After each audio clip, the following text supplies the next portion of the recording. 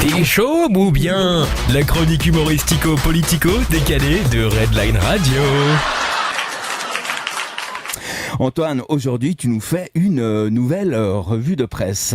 Oui, je profite parce que ça va bientôt plus être possible. Tamedia licencie tellement de journalistes qu'à ce rythme, le seul journal de Suisse romande, ce sera Migros Magazine. Ah, tout de suite, mes revues de presse, ce sera autre chose. Hein. Allez, je vous la fais. Chaud ou bien? La chronique humoristico et un budget décalé de Redline Radio.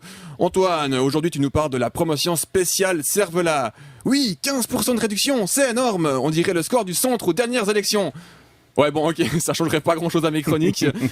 Mais pour le paysage médiatique roman, c'est terrible. En tout, c'est 56 emplois qui sont biffés.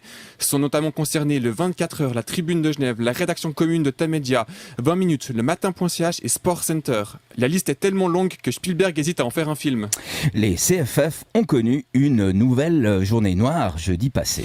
Un problème technique en gare de Renan a paralysé le réseau pendant plusieurs heures et c'est arrivé 2 ans, jour pour jour après le trou de Tolochna. Comme quoi, il y a quand même un domaine dans lequel les CFF savent être ponctuels.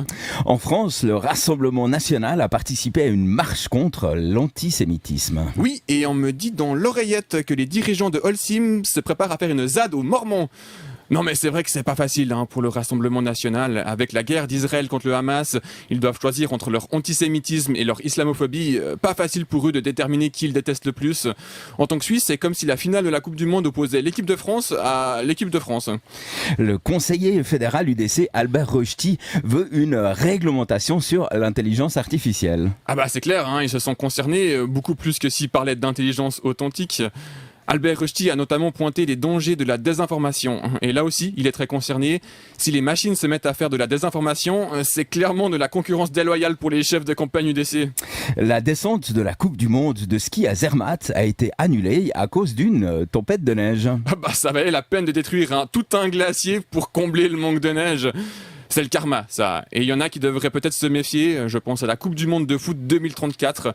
Elle va être attribuée à l'Arabie Saoudite. À tous les coups, elle sera déprogrammée au dernier moment à la TV, car ils vont se rendre compte qu'il n'y a plus un journaliste en vie dans le pays. L'ancien footballeur Eric Cantona se met au chant. Il vient de sortir son premier EP. J'espère que ça va pas donner des idées à Marco Streller. Le titre de son nouvel EP, c'est Cantona Sings Eric.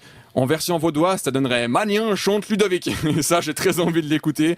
Mais je soupçonne quand même Eric Cantona d'avoir plagié les joueurs de l'équipe de France avec leur titre Benzema fait chanter Valbuena. Le Montreux Comedy Festival se tient jusqu'à samedi à Beaulieu. Et moi, je suis ici à faire des blagues sur Ludovic Magnan. J'ai encore un peu de chemin à parcourir. Non mais c'est marrant, le Montreux Comédie à Lausanne. Ils ont pas voulu changer de nom. Après, je les comprends. Le Lausanne Comedy Festival, il a déjà lieu toutes les 2 semaines au conseil communal.